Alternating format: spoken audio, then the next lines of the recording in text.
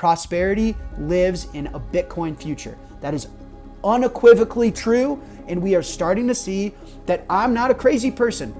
Staying humble and stacking sats is the move towards prosperity. The Besant admission. This is probably the craziest self-admission from the Treasury Secretary in the history of the United States government. By far, this fiat currency era is over. We are moving back towards a world reserve currency land, and you hear it from the man himself. Think of Scott Bessent like the Chief Financial Officer of the United States of America. It's over. And we are hearing self-admission from the US government and from the Federal Reserve. You gotta buy Bitcoin. You gotta buy Bitcoin, guys. I'm only saying it in this manner, in this tone, is because this is it.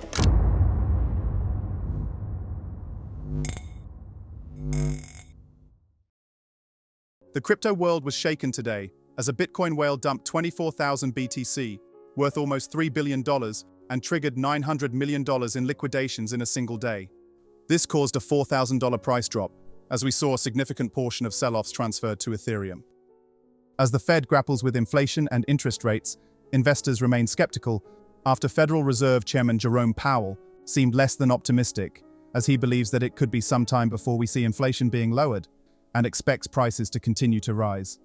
Heading into September, we are joined by Jack Mallers, who shares his insights into the price action and market dynamics for Bitcoin and why he's bullish in 2025.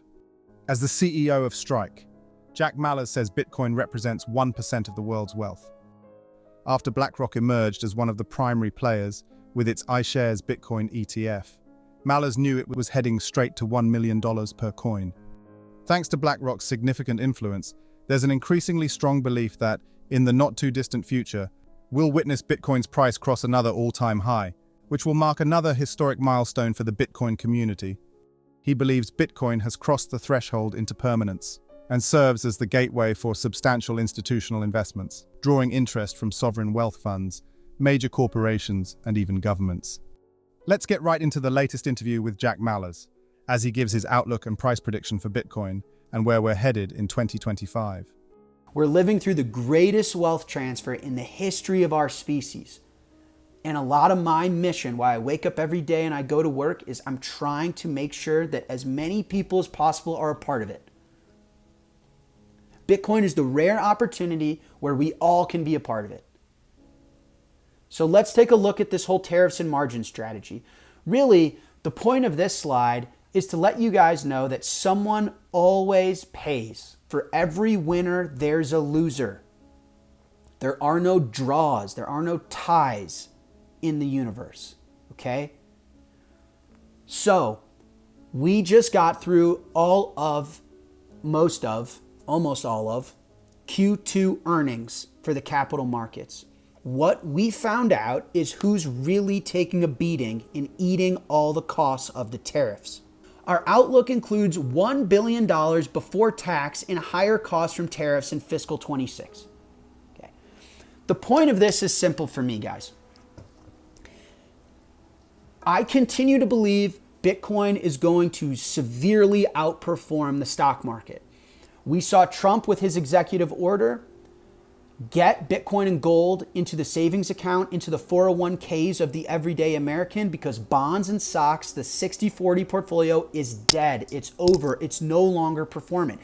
Yes, the stock market is performant in dollar terms, but so is my iPhone. So is coffee. So are these headphones. Everything around you is performant in dollar terms, because it's a really fancy, complicated way of saying the dollar continues to go down no matter what, because we have to print it. What is performance in Bitcoin terms? Newsflash, almost nothing. And what underpins a lot of my thesis? When people say, how do you know that? Is it just because Bitcoin scarcity? Yeah, you could leave it as simple as that. Is it just because Bitcoin's a globally accessible commodity and the US stock market closes and isn't available on weekends and isn't available to everyone in the world? Yeah, you can leave it as that. But you guys want a relevant, real-time approach to why I think the stock market is going to bleed over time against something like Bitcoin, because the margins of these businesses are getting murdered. They're either going to have to pass these costs on to the consumer, so all of our iPhones are going to get more expensive, all of our cars are going to get more expensive, or they're going to continue to take the hit themselves. And that's going to get crushed on their earnings, on their balance sheet, on their profit margins.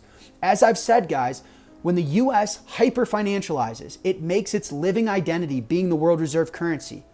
That requires businesses to hyper-financialize themselves. That makes, you don't just produce things locally in America because you're a good American. Guess what that'll get you? Your stock shorted, you fired. So now that we're imposing tariffs, the question is, who's paying? These businesses are paying. That means their stock is going to pay. If you think that businesses can take billions of dollars of hit on an annual basis and their stock isn't going to underperform, you're crazy.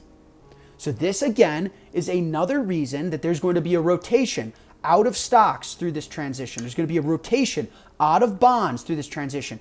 And capital will further find itself in the hardest thing you can own. Hard is in reference to how hard is it to produce more.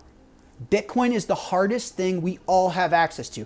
Not just everyone listening on this show, not just everyone in the country, not just everyone of America's allies. I mean everyone. I mean every single person with a pulse on this planet has access to Bitcoin, and it happens to be the hardest thing they can own. We got this from Trump. I mean, at this point, these come out every day. Jerome Too Late Powell must now lower the rate. I found this interesting because you've seen Trump's language progressively go from, I think he should lower the rate. Look at everyone else's rate. It might be a good idea. This is how much it's costing him if he doesn't lower the rate. But now it's just pretty explicit. He must now lower the rate. I mean, that's how a parent talks to their child. You must now clean your room. So the explicit language here is pretty apparent. The ongoing adoption of Bitcoin by governments, institutions, and media signifies a broader recognition of its value. However, Mallers asserts this journey is just beginning, comparing the initial years to the current widespread interest and investment, with a giant spotlight on Bitcoin ETFs. Mallers highlights this being a significant development in the financial ecosystem. He also suggests that BlackRock, under the guidance of Larry Fink, leads the charge in obtaining regulatory approval for Bitcoin ETFs. Moves like this, he contends, will underscore Bitcoin's enduring relevance as an asset and its potential as a hedge against currency devaluation. Jerome Too Late Powell must now lower the rate. The damage he has done by always being too late is incalculable. Fortunately, the economy is so good that we've blown through Powell and the complacent board. I am, though, considering allowing a major lawsuit against Powell to proceed because of the horrible and grossly incompetent job he's done in managing the construction of the Fed building. $3 billion for a job that should have been $50 million. Okay, we're at the point where the Treasury Secretary of the U.S., the CFO of the U.S., has to go on TV and be explicit about what certain language he used to protect any form of independence the Fed has. Besson, don't you think it's interesting that you, as the CFO of the United States of America, are now demanding the independent central bank to cut rates by a very specific number? Does that scream how much pressure the fiscal situation is putting us in? Does that challenge any form of independence? I didn't tell them what to do. I just said, I think 150 basis points cut is neutral, should be where we are. I mean, are we all adults here? What are we talking about? So I'm made to believe that that's not technically telling them what to do because you weren't explicit in how you use the English language? Come on, what are we talking about? That's where we're at now. And as I've said before, when push comes to shove, do you guys think the United States is going to, the empire will fall as we know it, and the US as we know it will collapse, or do you think the Fed just will not be independent? I know the answer to that question. I think you guys do too. Here's really the reality of the situation. The Fed has to print the money now, or they trigger a revolution. And that's really what happened in Weimar Germany. That's just the same thing. Print the money or else. And what do I think is going to happen? I think the money is going to be printed. Next. Let's check in on this fiscal stress and the bond risk, because obviously all of this language comes from a point of stress, comes from a point of panic. You don't have the President of the United States obsessively tweeting over the Fed chair unless there's a really good reason. It's because our interest expense is skyrocketingly high. Our fiscal situation is a disaster. Our debt situation is a huge problem. They need, like I said, the rates have to come down. It's a cut the rates or die. It's a at all cost, the rates have to come down.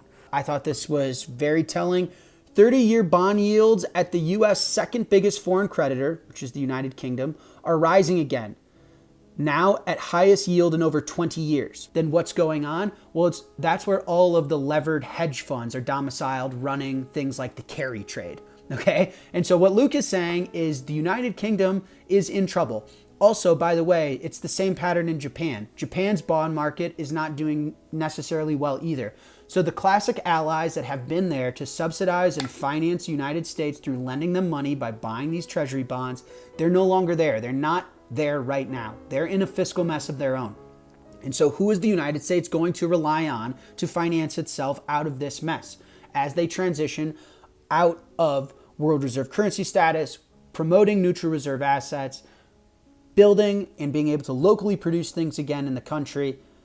Luke makes a joke, the number 4 U.S. foreign creditor, the Cayman Islands, better start buying.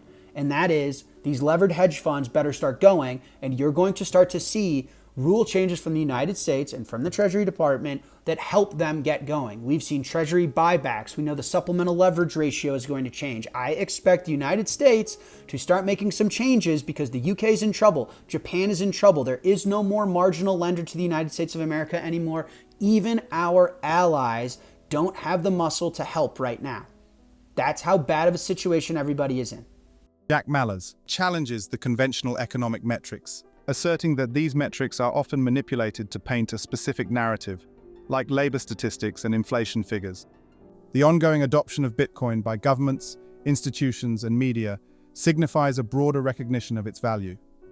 However, Mallers asserts this journey is just beginning, comparing the initial years to the current widespread interest and investment, with a giant spotlight on Bitcoin ETFs.